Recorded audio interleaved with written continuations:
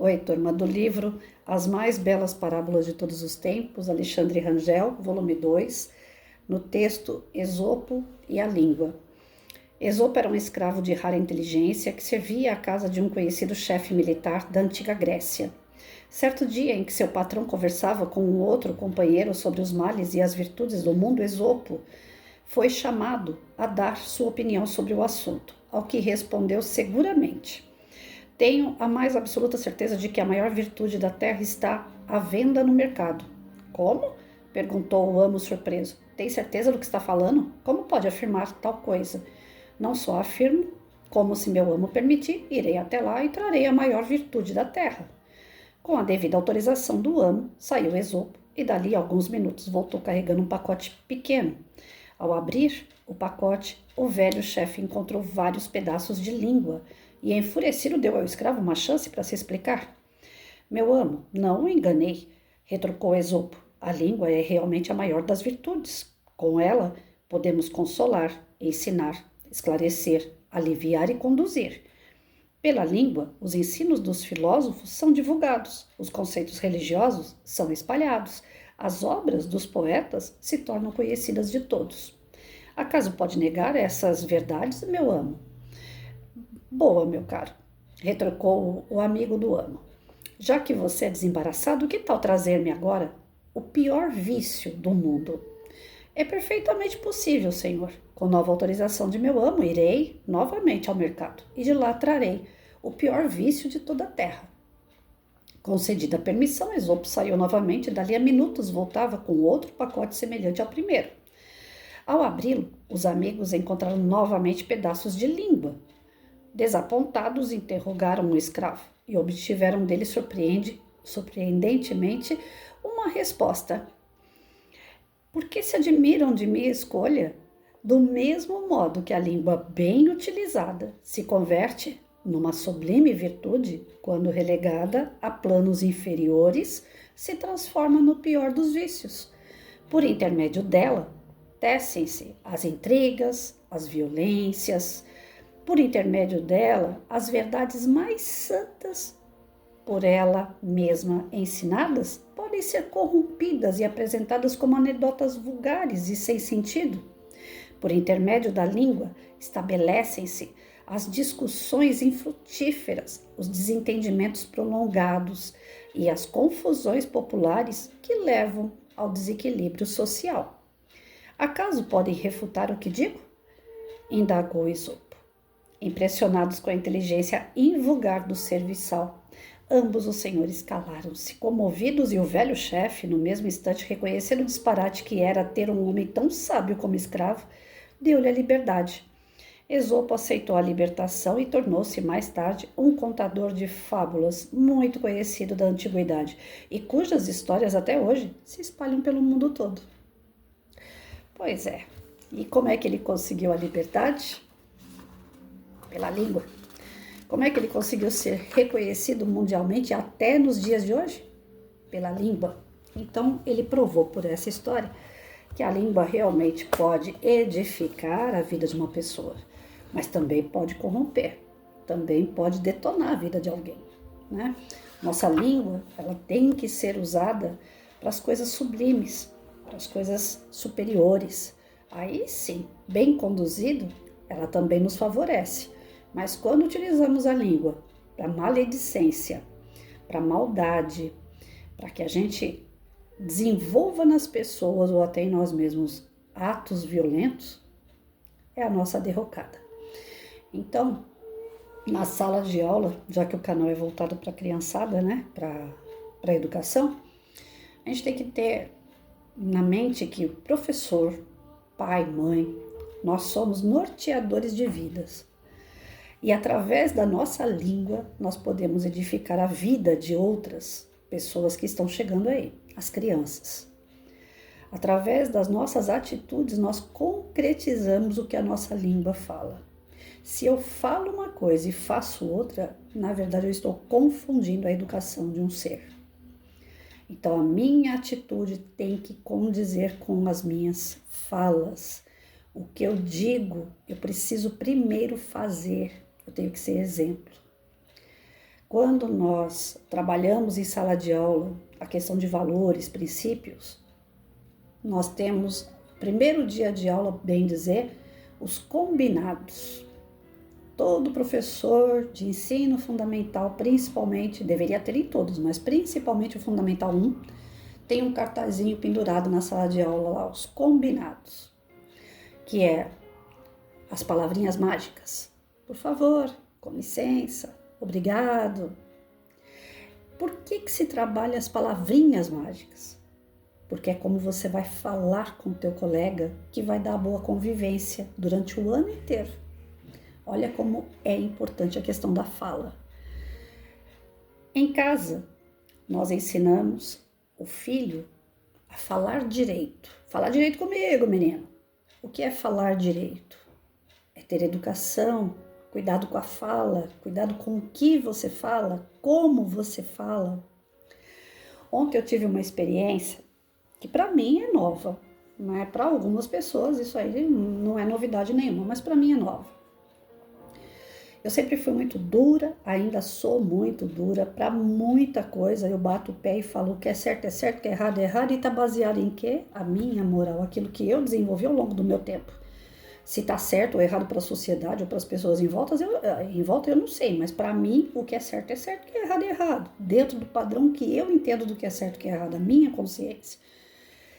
Então, para algumas coisas eu não mudei, eu tô tentando, tô exercitando, mas tem outras que eu já estou percebendo mudança, principalmente depois que eu passei a estudar 5 horas por dia, livros, postando esses estudos em internet, eu sou obrigada a me mudar. Porque se eu falo aquilo que eu estou lendo, entendo e não pratico, eu não estou estudando, eu só estou reproduzindo palavras. Então eu tenho procurado me moldar, me modificar, me adaptar a novos paradigmas que eu estou encontrando dentro dos estudos.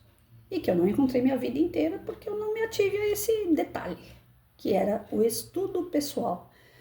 Eu sempre procurei, como professora, estudar história, geografia, português, matemática, ciências, porque eu precisava repassar aos meus alunos.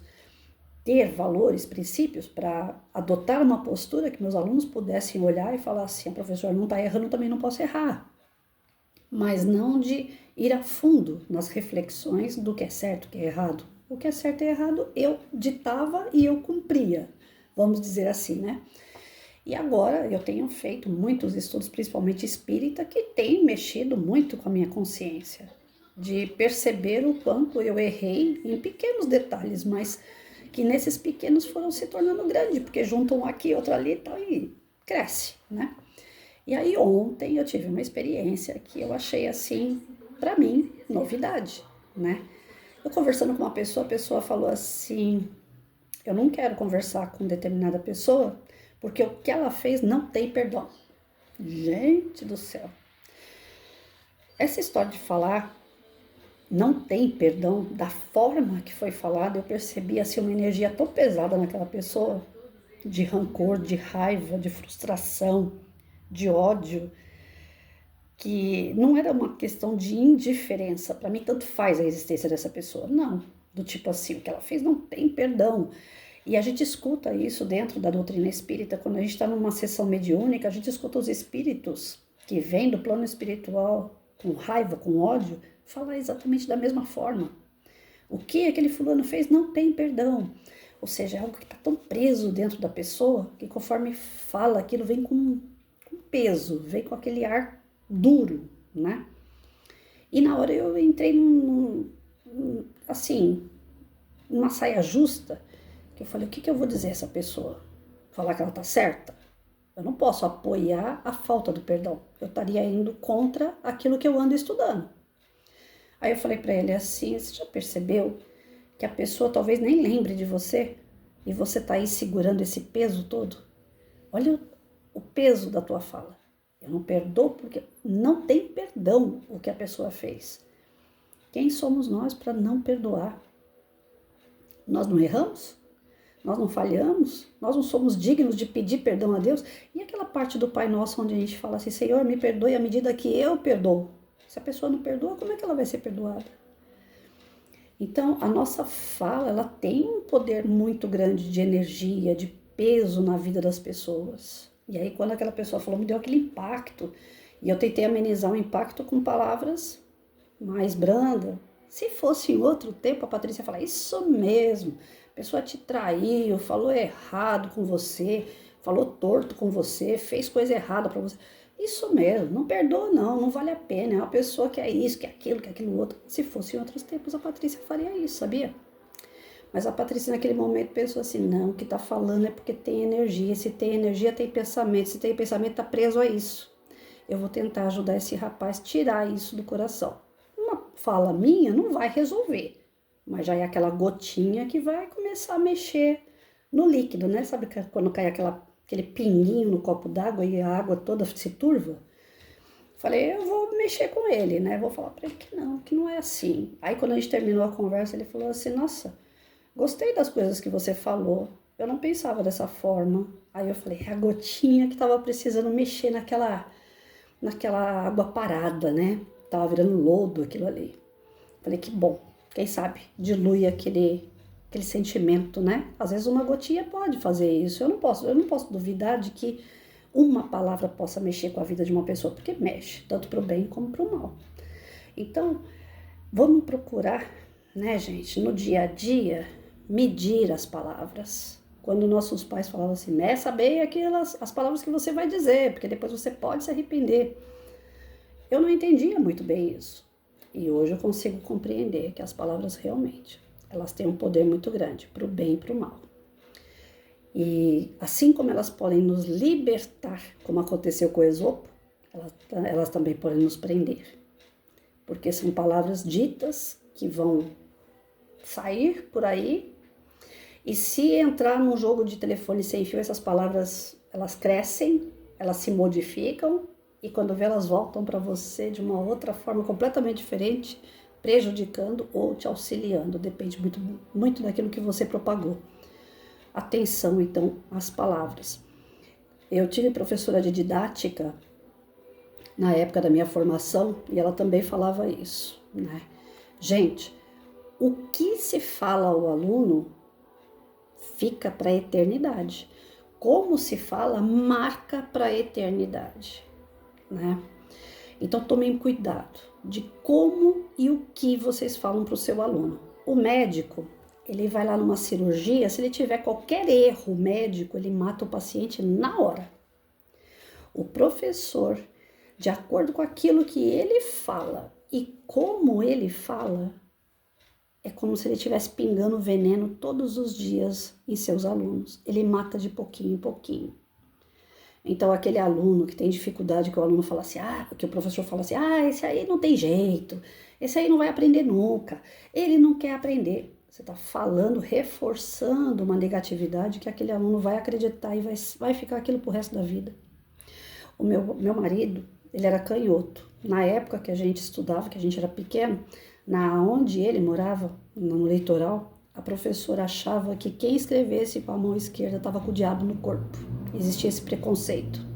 A professora dele forçava ele a escrever com a mão direita, amarrava a mão esquerda dele e falava, você não vai escrever com a mão esquerda, você vai escrever com a mão direita, porque isso aqui é coisa do demônio. Meu marido cresceu com um trauma de escola, ele odiava estudar, ele não gostava de escola de jeito nenhum. Eu tive que obrigar ele a terminar o ensino médio, porque ele não queria estudar. Ele falava, eu sou burro, eu não sei de nada, você é inteligente, você é uma professora, eu tenho vergonha de ficar perto de você, porque você é inteligente. Eu falo para ele, que inteligente? Porque eu estudo, eu reproduzo aquilo que eu estudo, sei de muita coisa não, eu tenho uma péssima memória, eu esqueço tudo. Mesmo eu me colocando numa situação ainda mais baixa do que eu já sou, não ajudava ele a ficar no mesmo pé que eu. Ele sempre achava que eu era mais, porque ele tinha uma insegurança, um medo de escrever. Ele tinha uma letra, eu gostava da letra dele, uma letra de forma puxada. Depois, quando ele tentava fazer de mão assim, saía bonita também, mas ele gostava mais da letra de forma. E ele falava assim, eu escrevia com letra de forma, a professora batia. Ela queria que escrevesse com letra de mão. Então ele tinha vários traumas que ele passou na época da educação dele, no ensino básico. Aí eu fiquei sabendo, uns anos atrás, que uma filha de uma amiga minha estava aqui numa escola aqui da prefeitura, a professora deu uma reguada na mão da menina. Falei, gente, ainda existe nos tempos de hoje professor que acredita que bater resolve? Falei, se trabalha comigo um professor desse, não vai dar certo. Porque eu não aceito nem agressão verbal, que dirá a corporal, né? Acho que professor não foi feito para isso. A gente está ali para educar. E colocar a mão em aluno ou agredir verbalmente não é a nossa praia, não. Não é para isso que nós estamos. Tá certo, tem aluno que tira o juízo da gente, que ele é danado, né, é bocudo, quer bater boca com o professor, tudo, mas coloca o carinha no devido lugar, sem agressão. A agressão eu sou completamente contra, porque marca. A garotada que tá aí querendo matar pai e mãe aí não é à toa, não. Tem muitos deles que estão querendo matar pai, mãe, professor, justamente pela agressividade dos mesmos, né? É um reflexo. Então, a fala é o princípio da agressão ou é o princípio do amor. Depende de como você está utilizando ela. Então, tem casos e casos que a gente pode ficar aqui o dia inteiro falando sobre essa questão de como falar, o que falar, em que momento falar. Um casal, se tá brigado lá, se desentenderam. Quantas vezes isso já não me aconteceu? A mulher tem aquilo, né? Quer ficar cutucando, falando. Você irrita o cara pega a mala e vai embora. Você tem que esperar o momento certo. E aí é que tá, a gente não aguenta, principalmente mulher que é meio, né, doida na cabeça, a maioria é, eu sou. A gente quer as coisas pra ontem, né? Então aí a gente trata o marido como se fosse uma criança. Senta aí que você vai me ouvir, você tá fazendo coisa errada. E aí você fala. O pastor Cláudio Duarte, ele diz o seguinte, o homem, ele tem uma caixinha do nada. Tem hora que você tá lá falando, e se ele tiver na caixinha do nada, ele não tá nem prestando atenção em você. Ele tá lá, vai na caixinha do nada, ele tá pensando em nada. E você pode falar que ele não... Então tem que ter um momento certo para falar, tem que ter um momento certo para ouvir. Nós temos que disciplinar, inclusive, isso em nós. Nós não estamos vivendo dia a dia como se fosse, né? Para mim tanto faz. Não, é especial cada minuto da nossa vida. E a gente tem que saber utilizar esses minutos. A gente tem que saber trabalhar isso da melhor forma possível para ver o que vai voltar para nós, né? E volta coisas boas à medida que você distribui para os lugares, para as pessoas, as coisas boas. São presentes de Deus que retomam na tua vida, mas o contrário também pode ocorrer. Então, dentro da nossa educação, a primeira coisa é disciplina, naquilo que ouve, naquilo que fala, naquilo que faz.